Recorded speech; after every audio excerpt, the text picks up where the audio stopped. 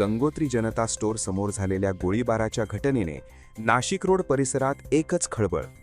अवघ्या काही तासभरात 14 संशयित आरोपींवर गुन्हा दाखल करून 10 आरोपींना केले जेरबंद, तर इतरांचा शोध सुरू.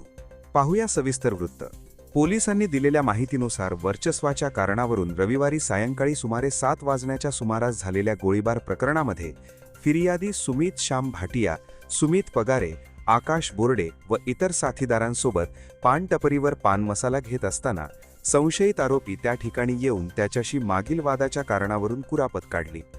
यावेळी आपल्यात काय असेल ते मिटवून टाकू असे बोलून संशयित आरोपी राजिक शेख याने सुमित सोबत हात मिळवण्याच्या बहाण्याने कमरेला लावलेल्या बंदुकीतून गोळीबार केल्याचा आरोप आहे. या गोळीबारात सुमितच्या पोटावर 2 गोळ्या लागल्या.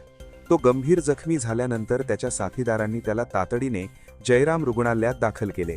प्रकृती गंभीर असल्याने त्यानंतर त्याला अशोका रुग्णालयात पुढील उपचारासाठी हलवण्यात आले. मात्र उपचारादरम्यान त्याचा मृत्यू झाला.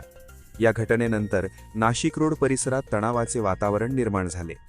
घटनेची माहिती मिळताच पोलिसांचा मोठा फौजफाटा घटनास्थळी दाखल झाला आणि पाहणी करण्यात आली.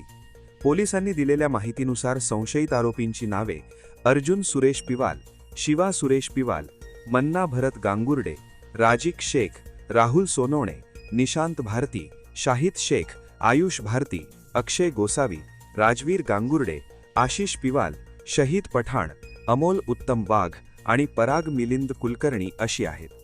या प्रकरणाचा पुढील तपास नाशिक रोड पोलीस ठाण्याचे अधिकारी करीत आहेत.